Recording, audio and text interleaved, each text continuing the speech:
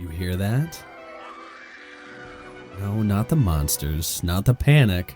I'm talking about the strings, the oboes, the violins of vengeance. Because back in '97, before your precious indie horror games were even born, Jersey Devil was already out here with a full orchestral suite scoring every mutant veggie brawl in town.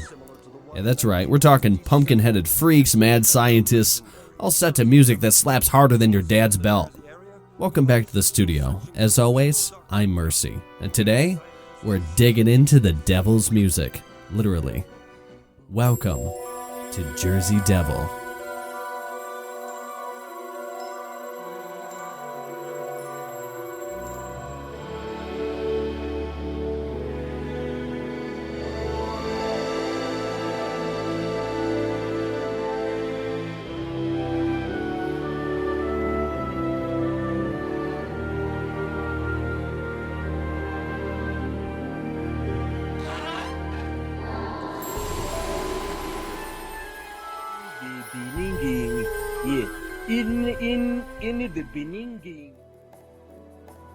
Jersey Devil is a 3D action platformer released for the PlayStation in '97, developed by Behavior Interactive. Yeah, those people. Back then still known as Megatoon Studios, plays like a spooky cousin to Crash Bandicoot and Spyro. You play as Jersey Devil, a sharp-toothed anti-hero gliding through graveyards, museums, and monster-infested parks. The levels are fully 3D. The enemies are freak experiments from a mad scientist named Dr. Narf. And yeah, you're collecting the letters of his name to unlock boss fights. The game's original concept came from Guy Boucher, officially credited as its creator. The game and character design were led by Claude Pelletier, with animated cutscenes and storyboards by Richard Valorant. It was Behavior's first major PlayStation title. They went big. Full orchestral score, hand-animated cartoon intros. That's huge. If you look at the animation that went into this, it's surprising that this game basically fell under the radar. Producers of the game are Susan Michelle, Rami Racine, and of course, Perry Rogers. For those of you who don't know, Perry Rogers is a senior producer that also worked on Grandia, Armored Core, and Medieval, which is kind of cool in my personal perspective because two of these games kind of share the same vibe. Now let's talk tunes. As soon as you boot up the game, you're greeted with a chef's kiss of an animation by Megatoon Studios. Of course, Richard Valorant was the key figure behind these animations. He is credited as the animation director and also contributed to storyboarding and character anims. But Valorant's team created, and hear me out, traditional 2D animation, which were hand-drawn, scanned, inked, and colored to achieve a Saturday morning cartoon aesthetic. That is nuts! Now let's talk reception. The American PlayStation version received mixed reviews. Next Generation basically said anyone looking for something fresh for PlayStation's stale platform genre probably won't be happy with this game. In Japan, where the game was ported and published by Konami under the name Jaji Debiru no Daiboken, The Great Adventure of the Jersey Devil, on June 24th, 1999, Famitsu gave it a score of 25 out of 40. GamePro said Jersey Devil is definitely the PlayStation's most ambitious 3D platform game released to date, even though its camera problems keep it from attaining the gaming stratosphere. Fans of Crash or Croc should pick up this title, but prepared for some devilishly frustrating situations. Criticism was mainly focused on the camera and graphics. A common praise given to the game was its orchestral score by, Cable? Yes, Mercy? How do you pronounce that name? I don't want to piss off the French. I do believe it's pronounced Gilles Léveillé. That wasn't even you! You swapped to French! How is that fair? Look, we're gonna say Léveillé, who served as the lead composer and creative force behind the game's music. Léveillé's score is notably orchestral in style, and was one aspect of the game that drew praise from reviewers. In addition to the musical score, the game's audio team included Pierre Rousseau as the sound effects designer, responsible for the game's various sound effects. Simply put, these two are one hell of a match made in heaven. Because of the spooky, cartoonish atmosphere, kinda fits the Halloween-themed setting of the game. The soundtrack's memorable quality, and the reason the orchestral themes for levels and bosses helped give Jersey Devil its distinct mood, complementing the playful horror vibe of the gameplay. Alert. Too much power to radio tower. Power levels critical. Mercy, do you hear me? Swear to God, man, you can't have shit nice and AC.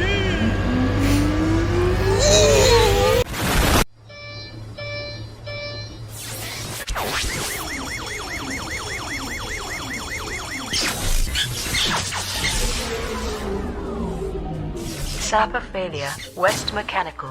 Power has been cut citywide. You screwed up now, Mercy. I'll work on getting it back up. Just don't break anything else. Oh, great. Perfect. That's exactly what I wanted right now. We gotta do something about that sapper.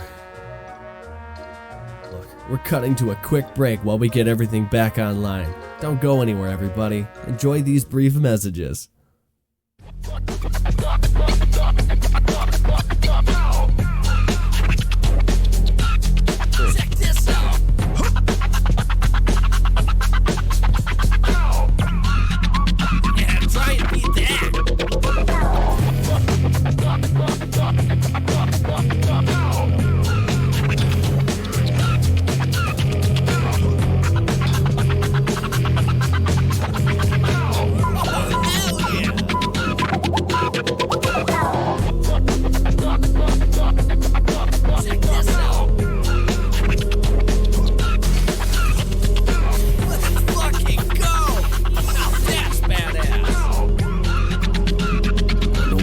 Finding myself in these weird worlds, but I think I can get used to this one.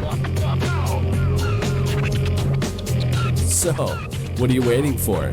Go download the mod today on Game Banana. We gotta go all city.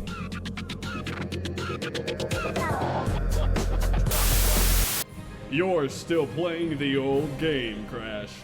Cheap tricks, flashy colors, and labels that hide the truth. But me? I'm the future!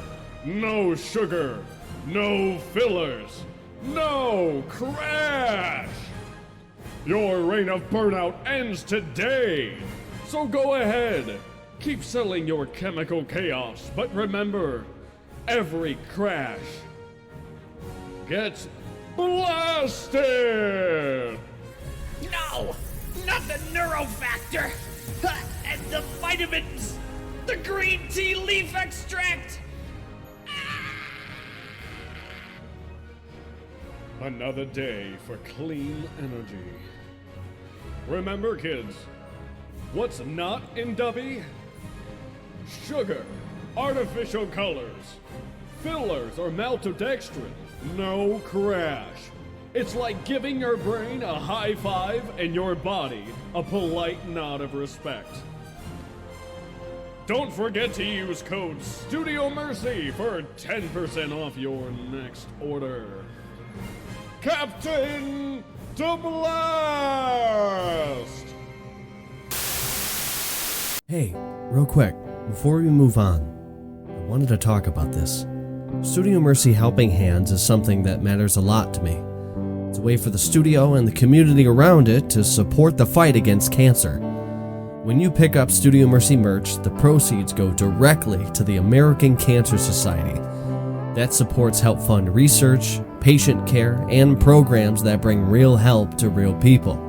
It's simple, it's meaningful, and it turns something creative into something that genuinely helps. And you get some pretty cool merch out of it as well.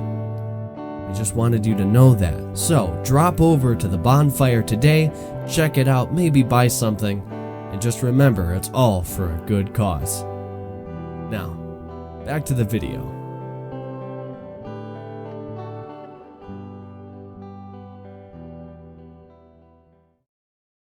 Now, it's time to talk about the marketing. If there's one thing I loved about the 2000s, it's the way that things were presented. So, when Sony picked up Jersey Devil for North America, they actually pushed it pretty hard. The The whole marketing angle leaned into this idea of small, mischievous devil causing oversized chaos. The big tagline everywhere was "Little Devil, Big Trouble," and it showed up on the box, ads, everything. Print ads ran through 97 to 98, especially in magazines like EGM, Game Pro, and the, of course, official PlayStation magazine. They were very comic book styled. Lots of bold colors, jokes, usually showing the Jersey Devil wrecking cities, streets, or messing with people. Some ads even leaned into the Halloween vibe, popping up in October issues next to horror games. Sony also made a TV commercial. It played up the idea that Jersey Devil was an anti-hero. Then it undercut it with some humor and fast gameplay clips. You'd see him leaping across rooftops, mutants running wild, and then it ends with a goofy scare gag and the tagline flashing on screen. Check this out. You told me that yesterday. Oh, yeah. Did you do that? No. Real funny.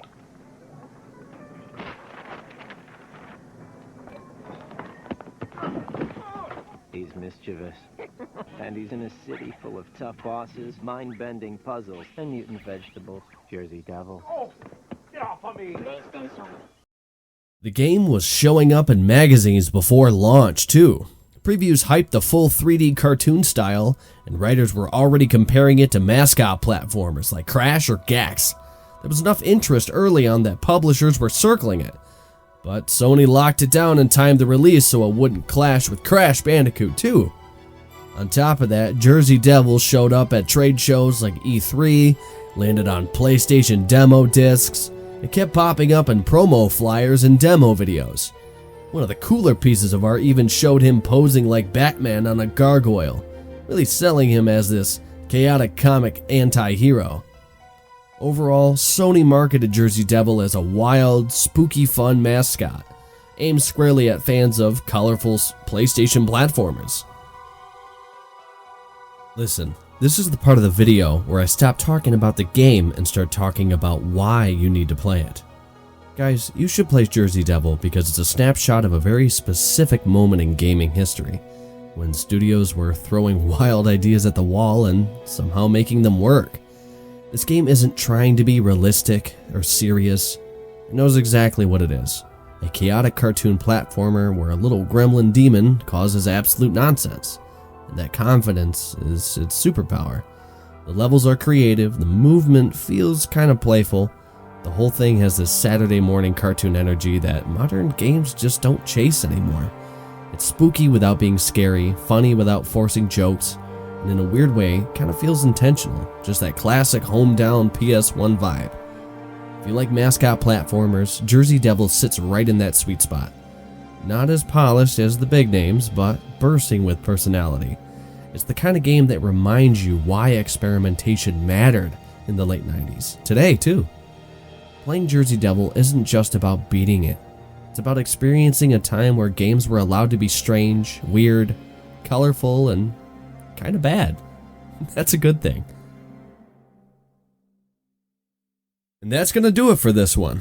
If this video sparked your curiosity at all, seriously, go pick up a copy of the game on some spooky night, get those lights low, the volume up, and just let it play the way games like this were meant to be enjoyed. Huge shout out to every single one of you who stuck around, supported the channel, kept asking when the OST reviews were coming back. I know it's taken a long time to really get back into these, and I genuinely appreciate all the patience. There's a lot that goes into the video like this. The research, the motion capture, the 3D work, the sound effects. And I'm just really glad that with the new and improved system, I'll finally be able to pump out more content consistently going forward. And before you head out, make sure you check out my second family over at Tat's Top Videos. If you're into awesome countdowns, deep dives, and an editing job that's honestly way better than anything I'll ever muster, that's the place to go. Show them some love. I love you all truly. Thanks for stopping by the studio. If you love what you see, be sure to subscribe for more. Check out the podcast over in the podcast section, and expect some fun videos coming your way in the future. Mercy is out.